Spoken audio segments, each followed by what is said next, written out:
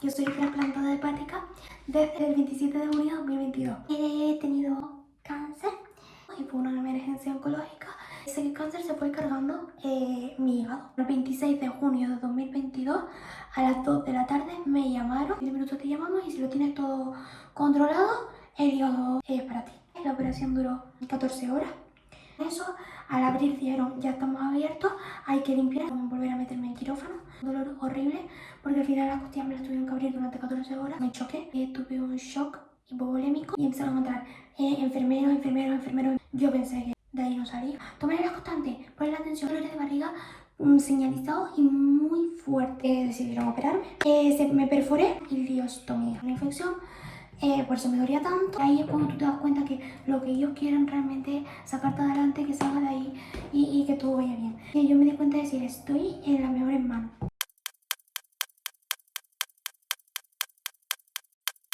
Get ready with me mientras os hablo de uno de los temas más importantes para mí y toda la historia de cómo viví, todo sobre mi trasplante hepático. Para quien no lo sepa, que son muchos los que no lo saben, yo soy trasplantada hepática desde el 27 de junio de 2022, que me lío.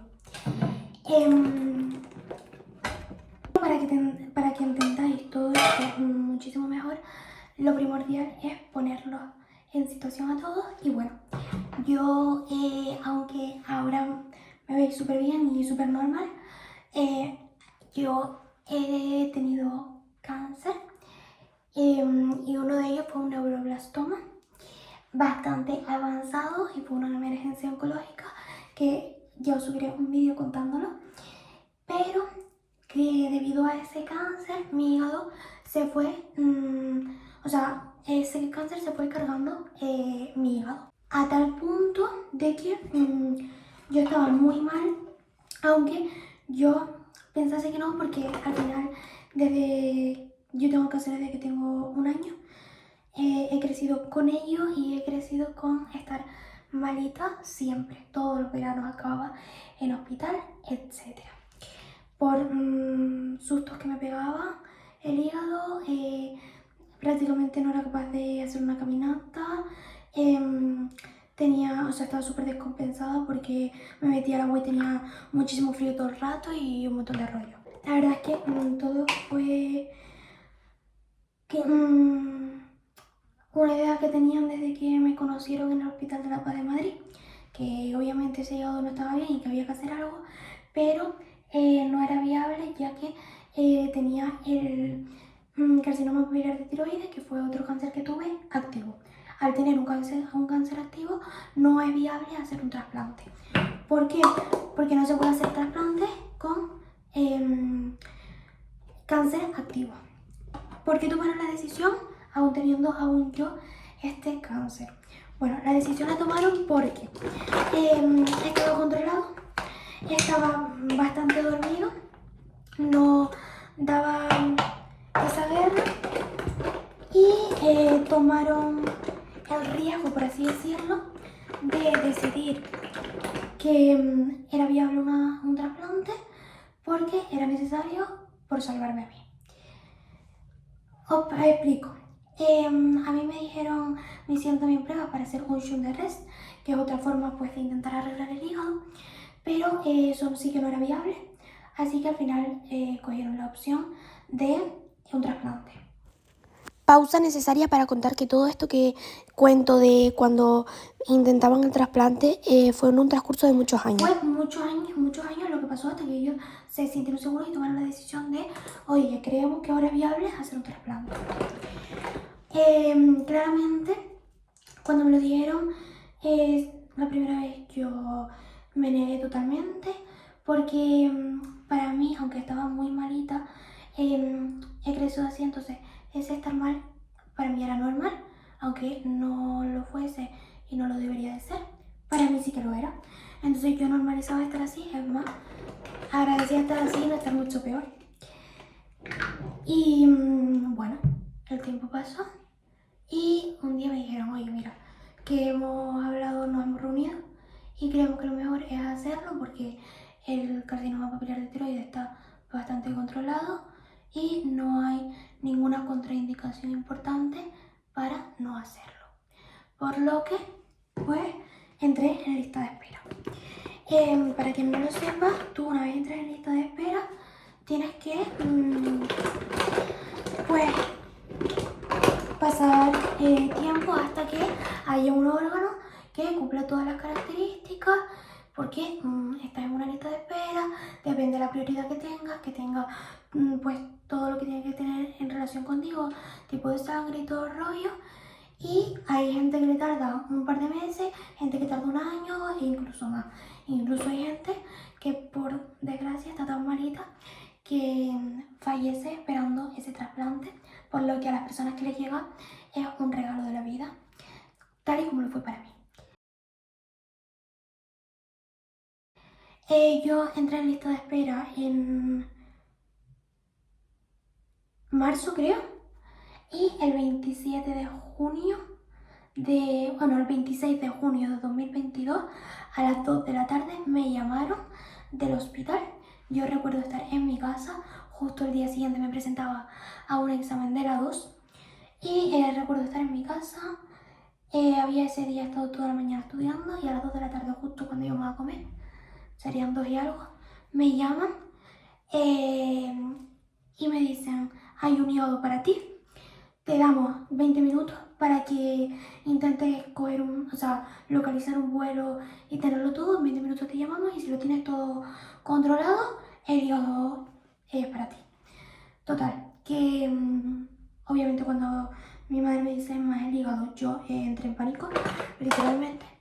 Pero dentro de ese pánico también estaba mi mente positiva, confiaba mucho en las manos en las que estaba, es decir, confiaba mucho en mi cirujano, tuve en mi cirujano, que son un equipazo, pero bueno, confiaba muchísimo porque justo el 1 o 2 de junio había tenido una cita con ellos y pues me habían dado tranquilidad.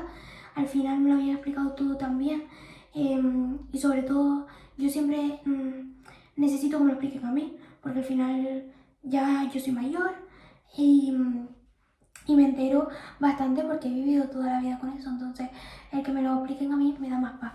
Y me lo explicaron todo tan bien, con dibujos, todo, haciendo que lo entendiera para que yo estuviera más tranquila, y me dio la total confianza como para decir: oye, estoy en buenas manos. Cuando me llamaron, obviamente no pude evitar entrar en pánico y obviamente se pasó no ir y perderlo, pero al final decidí: esto es lo que hay, tengo dos opciones, quedarme y no ir, pero no era viable esa opción, o intentar salvarme, estoy en buenas manos y voy a ir a por ello. Y así fue. Intenté sacar esa Emma aventurera loca que a veces no sabe ni lo que hace, y para Madrid que me fui. Gracias que me ayudaron a conseguir el vuelo que necesitaba, porque no había un vuelo, y nos ayudaron a conseguirnos el vuelo y volé para Madrid ese mismo mediodía. Aclaración, cuando digo ese mismo mediodía fue mediodía tarde, 4 o 5 de la tarde. Llegué a Madrid sobre las 8 y pico, 9 creo. Y una vez llegué, yo nada más entrar tenía que entrar por urgencia.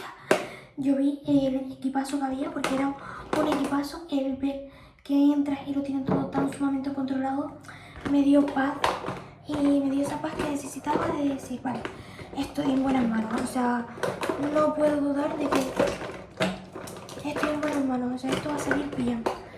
Entonces entré, me hicieron todas las pruebas, además era 2022, por lo que aún para entrar en el quirófano se necesitaba la prueba del COVID, y pues eso, me hicieron analítica, prueba de COVID y un montón de cosas. Y yo que sé, a lo mejor ingresé a las 11 y a las 12 ya me estaban bajando a quirófano. O sea, fue una completa locura. Lo rapidez, la tranquilidad y la paz que me dieron, el ver cómo ellos lo tenían todo controlado, el ver que me lo contaban todo lo que me iban haciendo. Seguramente van a ver que en este vídeo digo muchas veces, pues como agradeciendo que me lo hayan explicado a mí. Y con esto me refiero a que muchas veces ahí no todo el mundo le explica al niño lo que le van a hacer, sino que muchas veces se centran en los padres y bueno, el niño oye y luego pues a lo mejor se lo explican por arriba. Y para mí el que un poco a la que se lo explicaran bien y a la que se lo explicaran todo para que le quedara claro, fuese a mí, eso siempre lo agradezco con todo. Porque por más pequeños que seamos, el intentar explicarlo de forma sencilla para que se entienda, creo que es la base de un buen médico como pediatra, obviamente. Y sobre todo la confianza que tenía en mis cirujanos, en el equipazo que son, ver cómo me lo habían explicado y ver cómo ya lo tenían todo controlado, a mí me dio muchísima paz. Y yo creo que sin eso no hubiera sido capaz de ir, pero gracias a esa paz que me dieron logré ir. Así que gracias al doctor Hernández y a la doctora Anne de La Paz, los cirujanos de la unidad de La Paz. Y bueno, gracias a ellos logré ir porque no lo veía viable, pero al final fui.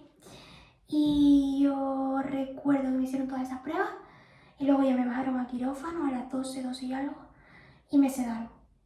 Y ya yo no tengo más recuerdos hasta 4 días después, porque la operación duró 14 horas. Fue una operación que se pensaron que iba a ser mucho más sencilla y al abrir vieron que tenía toda mi barriga llena del tumor. Entonces no se esperaban eso. Al abrir dijeron, ya estamos abiertos, hay que limpiar. Entonces limpiaron todo como pudieron y aunque tomaron muchísimo riesgo, lo consiguieron. Otra pausa necesaria para explicar bien lo que pasó, y bueno, es que ellos la idea era abrir y simplemente colocar el órgano. Sabían que a lo mejor tenían que colocarlo pues un fisquito más arriba, un fisquito más abajo, pero bueno, la idea era abrir y encontrarse eso muy bien. Y al abrir se dieron cuenta que estaba todo contaminado del tumor, tuvieron que limpiar porque claramente no iban a cerrar ya habiendo abierto todo lo que tenían que abrir, y decidieron limpiar, tomarse el riesgo ese, y por suerte salió bien, aunque ellos mismos dijeron que habían sido mucho riesgo, que habían sido pues 14 horas muy largas de pasar mucho riesgo, de no saber bien si cerrar o no, pero obviamente cuando ya se vieron pues con todas las manos en el ajo, pues tuvieron que hacer lo que pudieron y salió muy bien. Así que sinceramente, una vez más confié que estaba en las mejores manos. Yo me desperté 4 días después porque estuve 3 días y pico en un coma inducido. Y cuando me desperté, lo que recuerdo yo así fue escuchar a la enfermera y al médico decir, Emma, tose, y toser y que me quitaran el tubo y estar media dormida, y escuchar de fondo la música de Camilo, y ahí eso es lo que tengo de recuerdo. Luego, verdad que tuve dolores horrorosos.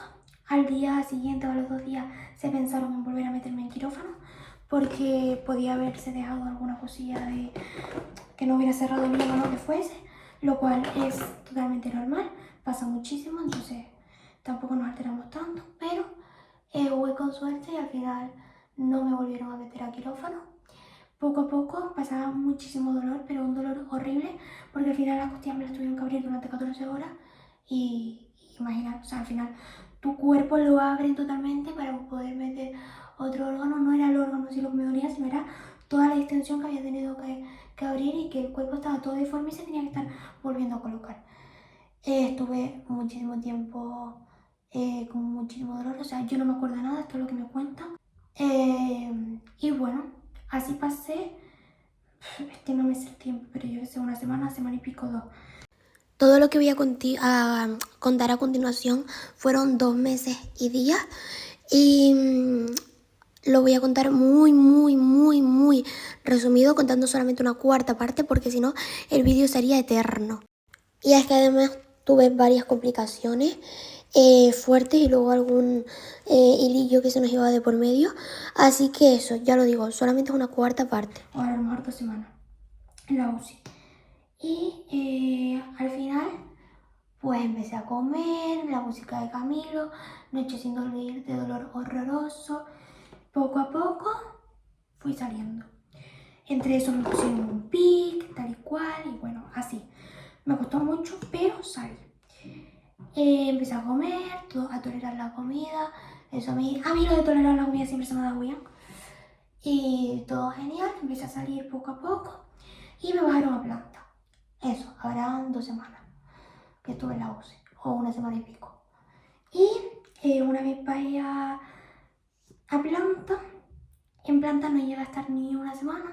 Aquí recuerdo que ya después de la 3.ª vez todos nos reíamos porque nunca llegaba al fin de semana en planta, siempre terminaba en la UCI. Porque al poco me dio, o sea, me choqué, pero no es me choqué en el sentido de me choqué, sino que tuve un shock hipovolémico, es decir, se me bajó la tensión muchísimo. Yo estaba, justo estaba mi padre y todo, estábamos todos ahí, bueno, todos, mi madre, mi padre y yo. De repente me mareé y mi padre me subió a la cama y empezaron a entrar, o sea, yo recuerdo estar en esa cama súper mareada, veía todo dando vueltas y empezaron a entrar enfermeros, pero como en las películas, y médicos. Yo pensé que de ahí no salía. Todo era, yo lo único que escuchaba era tomar las constantes, poner la atención, no sé, horrible. O sea, yo fatal. Y pues ahí mi madre me puso a Camilito, que sin duda alguna Camilo ha sido mi salvación. Si no llega a ser por Camilo, yo no sé qué hubiera sido de mí, porque dentro de la medicación era como un relax de mi vida, pero aún así yo estaba muy nerviosa, tampoco ayudaba. Y de repente llegó Diego, que además se llevaba con mi hermano, era un médico de la UCI, que había estado conmigo las 2 semanas. Bajó y yo recuerdo que para mí fue como una tranquilidad y una paz, porque bajó y vio que como estaba, obviamente, y lo primero que hizo fue acercarse a mí y decirme, Emma, no pasa nada, te pasó esto, esto y esto, pero oye, ahora hay que estabilizarte y te vamos a subir a la UCI con las chicas y ahí ya pues te vamos a terminar de estabilizar y tal. Entonces eso de que se acercara a mí, que hablara conmigo y que me lo contara todo, pues hizo que yo estuviera muchísimo más tranquila, aunque seguía en pánico. Subí arriba. Aclaración con el tema de subir y bajar a la UCI, tengo un lío porque nosotros cuando estoy en Tenerife se dice subir a la UCI porque subes arriba, que la UCI está arriba de la planta, pero en Madrid es bajar a la UCI. Así que cuando diga subo a la UCI es porque me confundo, no me lo tengáis en cuenta. Y arriba pues me transfundieron sangre y tal porque había perdido sangre y todo el rollo. Porque estaba perdiendo sangre por el esófago o algo así y no nos habíamos dado cuenta. Pasa todo ese rollo. Cuando vuelva a pasar 1 semana o así, pues, adivina qué, me vuelven a bajar a planta. Una vez en planta, yo paso 1 semana casi bien y el viernes por la noche me pongo otra vez mala. Yo de eso sí me acuerdo. Eran unos dolores de barriga que no eran cólicos, eran dolores de barriga señalizados y muy fuertes. Yo pedía a gritos, en plan, yo era, por favor, opéreme porque es que me estoy muriendo del dolor.